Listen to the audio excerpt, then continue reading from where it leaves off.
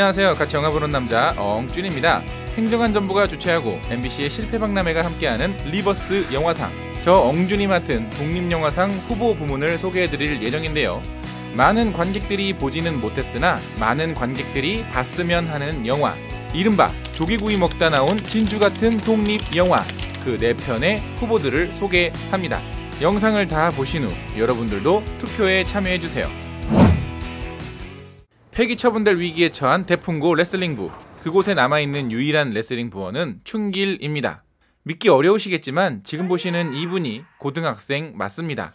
곧 체육관도 레슬링부도 없어지려 하지만 2주 앞으로 다가온 전국체전 예선전, 어쩌면 전국체전 본선에도 진출할 수 있다는 실럿 같은 희망을 찾게 되는데요.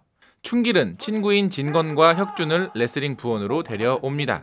열정에 비해 실력은 형편없지만 어쩌면 예선 1승이라도 올릴 수 있지 않을까 하는 한 줄기 빛이 보이기 시작하는데요. 현실의 삶을 위해 모든 것을 포기하거나 희생해야 했던 어린 친구들, 그런 그들이 같은 목표 하나를 위해 달려가는 모습에 꼭 우리가 무언가를 잘해야지만 그것을 해야 한다는 것이 아니라는 메시지를 느낄 수 있는 영화 튼튼이의 모험입니다. 기술 안 걸려요 이거. 지금 내가 아무리 이거 걸어 줄라 그래도 지금. 예? 아우 이거 뭐야 이거.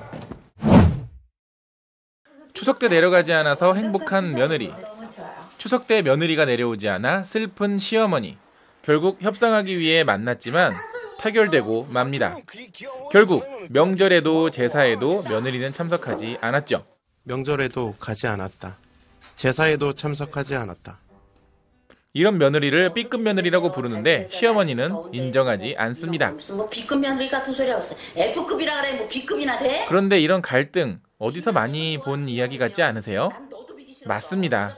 바로 전형적인 고부 갈등을 다룬 영화죠. 그런 말을 하더라고요. 아주 전형적인 고부 갈등입니다 그러더라고요. 처음에는 그저 고부 갈등의 증빙자료로서 찍으려고 했던 영상들이었지만 만들다 보니 많은 사람들이 공감하는 이야기였고 보고 싶어하는 이야기였던 것입니다. 결혼하고 사는 사람들에게, 결혼을 앞둔 사람들에게, 며느리를 맞이한 사람들에게, 며느리를 맞이할 사람들에게 보여주고 싶은 영화. 영화를 보시면 이들의 갈등이 좀 답답해 보이긴 하지만 그렇게 크게 걱정하실 필요는 없을 것 같습니다. 남들의 이야기가 아닌 바로 우리들의 이야기, 전형적인 고부 갈등을 다룬 B급 며느리입니다. 지가요? 이 근본이 다르구만. 그럼 근본이다. 얘는 A급이야. B급이 아니야. 진영이도 이제 A급 되겠지. A-급이야. 몰라 지금은. 내일 당장 철거를 앞둔 건물에서, 학생들의 시위 현장에서,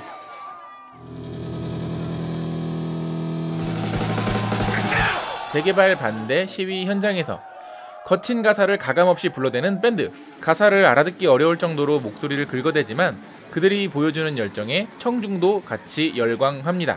그런데 가만히 가사를 들어보니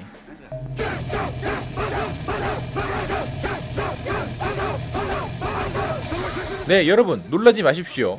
동명이인의 이름으로 말장난한 거라고 합니다. 근데 농담치고 너무 지나치게 만든 건 아닐까요? 중소기업인 자본가 그분들 이름이 다 똑같은데 저희가 존경하는 분들 공교롭게도 우연입니다. 그분이 이름이 김정일 씨라고요. 그렇게 의심한 사람은 저뿐만이 아니었습니다. 이 밴드는 국가보안법을 위반한 한 청년의 재판 증인으로 나섰다가 그들이 냈던 앨범까지도 사상검증을 받게 되는데요. 언뜻 들어보면 북한을 찬양하는 것처럼 보이지만 사실 밤섬의 적단의 음악은 한국 사회의 부조리한 사회적 문제들을 가사로 녹여내 거친 노이즈로 불렀던 노래인 것입니다. 이 노래를 북한에서 불렀더라면 사형되었을 그들이 남한에서 이런 노래를 불렀다고 잡혀온 아이러니한 상황. 저희가 이렇게 북한을 가지고 장난감을 갖고 놀듯이 계속 가지고 놀았습니다. 말을 가지고 이런 것들을 저희가 할 수 있었던 거는 저희가 이제 민주주의 국가에 살고 있기 때문에 할 수 있지 않았나. 누구나 다 아는 유명한 밴드는 아니지만 한국 사회에 진지한 고민을 던져준 그들의 파란만장한 삶을 담은 밤섬 해적단 서울 불바다입니다. 짧은 곡 하나 지금 만들까? 1초짜리? 뜻한 대로 캐스팅이 되지 않아 속상한 여배우 문소리. 그녀는 주변에서 만나는 사람들마다 속도 모른 채 듣기 거북한 말만 듣고 맙니다. 야, 그럼 문소리 나름 매력 있지. 아유, 그래. 나는 나름 매력이 있고 다른 여배우들은 지나치게 매력이 있지, 그치? 왜 이러냐? 민속주점에서 우연히 만난 중년의 남자들도, 문소리의 마음을 달래주러 나온 친구도, 나 메릴 스트립 아니야. 야, 왜 아닌데? 메릴 스트립이 뭐가 어때서? 너 메릴 스트립 싫어? 병원에서도, 은행에서도, 그리고 메이크업 샵에서도 그녀의 진심을 위로해주는 사람은 없죠. 하지만 문소리 씨도 알고 있습니다. 그들이 어떤 악의가 있어서 그러는 건 아니라는 걸요. 이렇게 남들이 볼 땐 화려한 삶을 사는 것처럼 보이는 여배우이지만 사실 그녀도 우리와 전혀 다를 것이 없는 평범한 삶을 사는 엄마이자 여자이자 며느리이자 딸일 뿐인데요. 듣기 싫은 소리를 들어도 그저 웃어넘길 수밖에 없는, 그 누구에게도 속 시원히 고민을 털어낼 수 없는 여배우 문소리는 누가 위로해줘야 할까요? 바로 우리입니다. 그저 문소리라고 하는 한 명의 평범한 사람일 뿐이라는 감독, 주인공 문소리의 여배우는 오늘도입니다. 감독하지. 영화감독 멋있잖아. 야, 미친놈. 감독은 아무나 하니? 연기나 열심히 하자. 어?